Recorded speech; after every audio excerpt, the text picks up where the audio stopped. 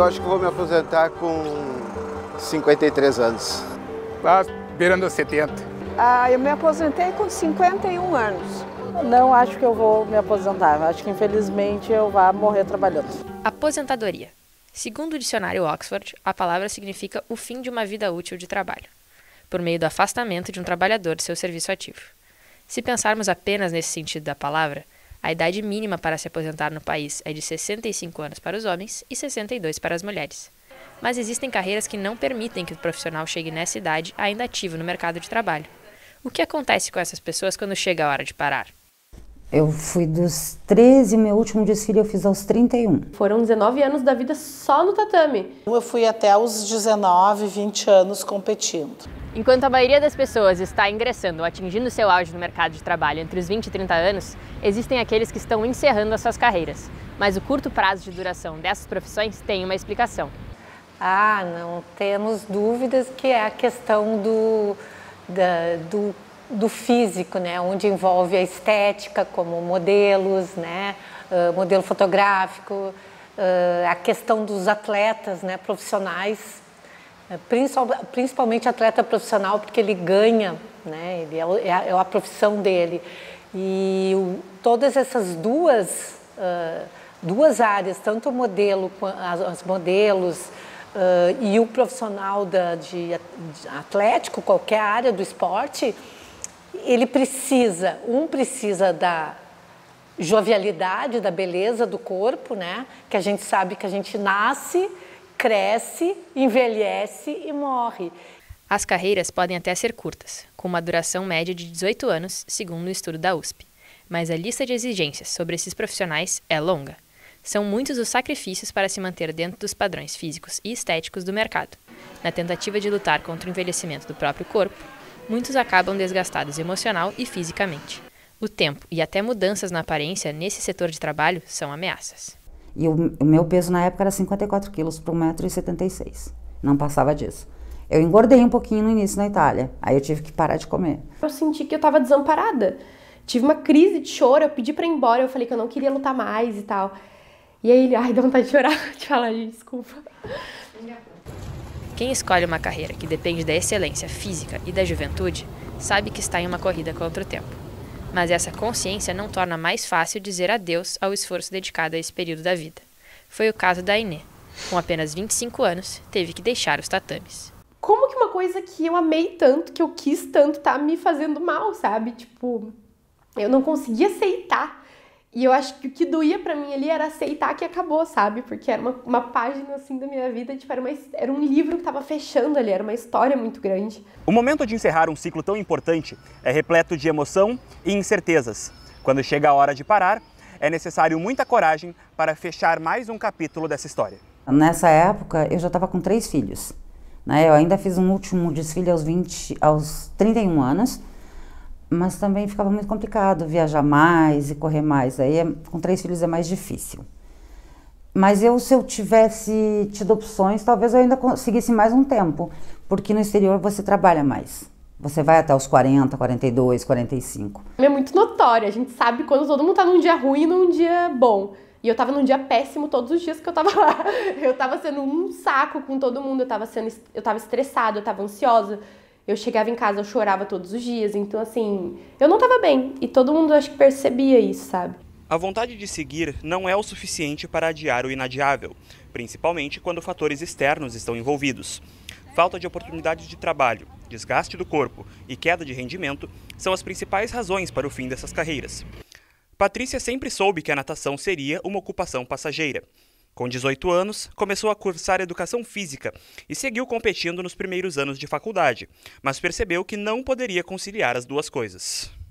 Eu tinha uma vontade muito grande de continuar nadando, mas daí tu fica pensando, eu quero ter uma profissão, eu quero ser independente, eu não vou conseguir me manter só com o esporte, e daí eu acho que também é um dos motivos que largam, né? A chegada do fim pode ser assustadora para quem não tem uma alternativa de sustento. Para quem consegue se organizar, uma boa opção é unir o amor pelo esporte à escolha de um curso de graduação. O desafio agora é conciliar o exercício da profissão ao tempo de estudos. Eu acho que como eu entrei na educação física, essa transição foi bem gradual. Eu já tinha ideia de parar e eu acho que o curso, a faculdade me ajudou a concretizar isso. Essa transição pode ser facilitada quando o caminho escolhido é parecido com aquele que o profissional já estava. É o que explica Ederson Dalpiaz, diretor-geral da Faculdade Sojipa. De que esses atletas, após encerrarem as suas carreiras, a melhor oportunidade que eles vão ter é de continuar atuando naquele meio que eles têm experiência, só que chancelados pelo ensino superior de qualidade. Não foi tão sofrido se eu fosse para outra área, eu acho que daí é uma coisa mais abrupta e é bem difícil. Uma coisa é estar preparado emocionalmente para o fim, outra é pensar na logística. Se você sabe que algo está chegando ao final, é provável que comece a pensar no que vem depois.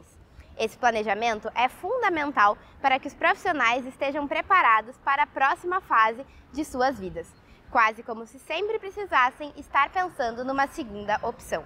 Sempre pensei assim que eu tinha que ter um plano B, até porque aquela coisa, né? Eu saí de casa muito cedo e eu sempre passava pela minha cabeça, eu vou voltar para casa sem nada. Se você se estruturar, você trabalhar e estudar ao mesmo tempo, que dá tempo para fazer, hoje em dia você pode fazer uma faculdade EAD, pode fazer tanta coisa. Eu acho que você pode depois montar seu próprio negócio, tentar continuar com a vida, né? Você pode ter um paralelo à vida de modelo. Eu gostava muito de nadar, ainda estava competindo assim, mas eu já pensava em parar com essa fase. Mas eu não queria me desvincular total do esporte. Então daí eu fui para a área de educação física, que eu acho que é muito comum de atleta fazer educação física, fisioterapia, porque continua ligado, tu para de competir, mas tu cria um vínculo. Em muitos casos, esse plano B é quase como uma continuação da carreira que se encerra, um próximo nível. É o caso de atletas que viram treinadores ou comentaristas de TV, dançarinos que viram professores e modelos que lançam suas próprias marcas. Mas não é sempre assim. A Aine deixou o judô para ser maquiadora e teve que encontrar seu espaço em um mercado completamente diferente do que estava acostumada até então. Eu não tinha uma cliente que me conhecia, eu não era conhecida por ninguém. Tipo assim, é um meio muito diferente, né? O judô com a maquiagem são totalmente opostos. Então, assim, eu sabia que as minhas amigas me apoiavam muito, mas nenhuma delas ia querer fazer maquiagem pra lugar nenhum. A gente não sai.